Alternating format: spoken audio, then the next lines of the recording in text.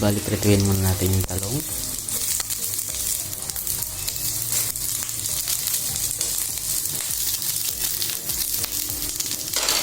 At yung gagamitin natin, dalawang sardinas, isang kukumama. Yan, isa lang gagamitin natin. Tapos, nagayat na rin ako sibuyas, bawang, tsaka kamatis. Yan. Nagayat rin pala tayo ng kunting luya para pang paamoy, may aroma ng kunti.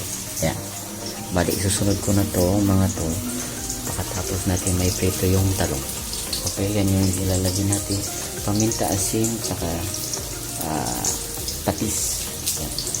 Update ko kayo mamaya guys. Thank you. Yan, bali maglagay na tayo ng sibuyas, bawang, at yung luya, kamatis. Yan. Yan, bali naglagay tayo ng sibuyas. Lutuin muna natin ito ng konti. Tapos susunod na natin ang bawang.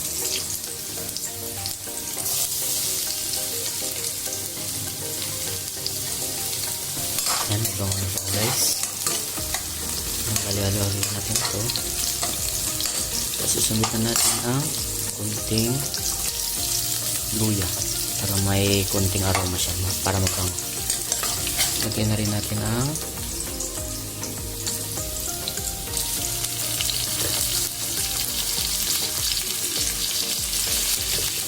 kamatis. Lutuin muna natin ito. Isasar nito, ilagay na natin yung kukumama. Ayan, bali na prito na pala natin yung talong. Ito, nabuksan natin yung sardinas. Sunod natin itong kukumama. Ayan, bali naglagay na pala tayo ng gata. Hintayin natin siyang kumulo.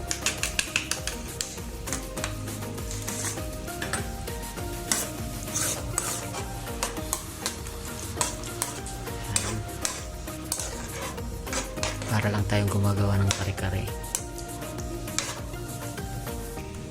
Lagyan natin ng paminta. Ayan. Ayan natin.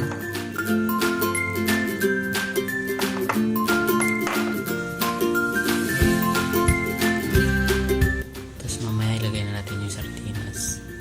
Maglagay din pala tayo ng konting patis.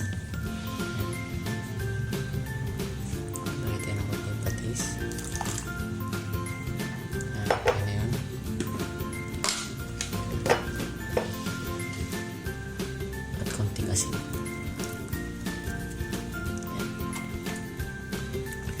So, yun lang muna ilagay natin para mamaya i-adjust na lang natin yung lasa niya kung okay na ba sa atin, yung alat. Ayan. Balikan ko kayo mamaya. So, ilagay na natin yung sardinas. Hindi pala ito sponsor guys, bali nabili lang natin sa tindahan. Friendly budget lang tayo guys.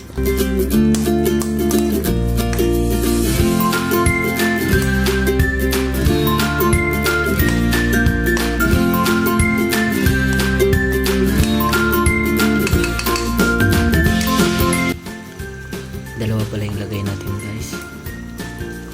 Yan, para lasa-lasa siya.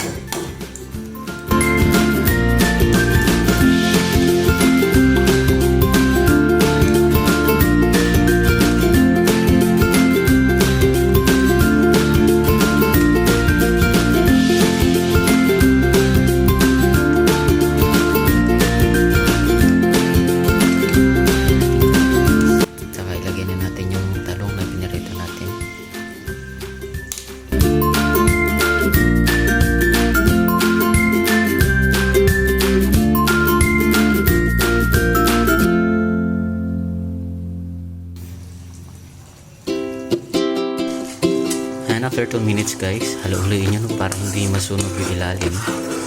Yan, tapos ilagay na natin yung pinirito nating talong. Then after 2 minutes guys, halo-huli na natin. Tapos pagka ganito na guys, pwede na natin ilagay ang pechay.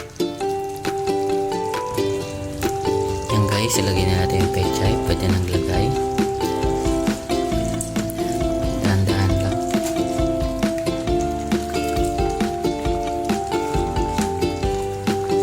Hindi ko na siya pinutol-putol kasi mamaya lilitin niya. Babad natin. Bali, lutuin lang natin siya sa mahinang apoy guys. Yan. Bawasan natin ang apoy.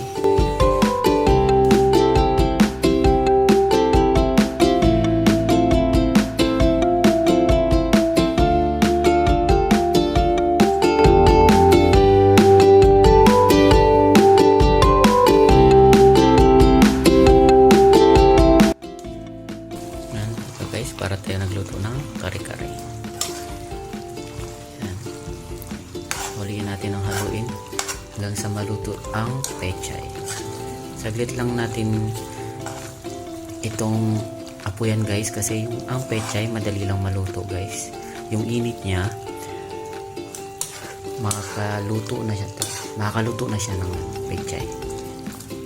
Yan. Papalambutin na yan ng init ng pechay.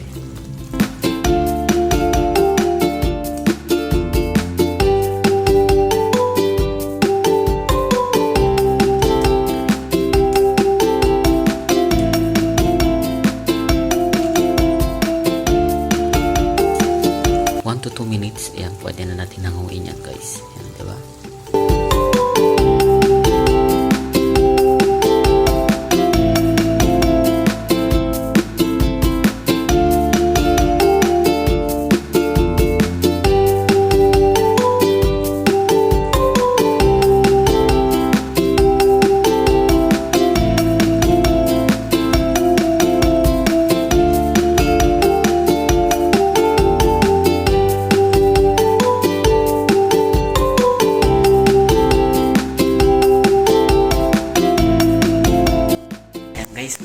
Bali, okay na siya. Luto na siya guys. Yan, tingnan nyo. Yan, diba? Masarap. Yan, una ko siyang lutuin ngayong araw na to. Eh, wala mang pasok. So, yan, masarap siya sa tag-ulan. Yan. Thank you guys. Sana magustuhan nyo. Happy eating!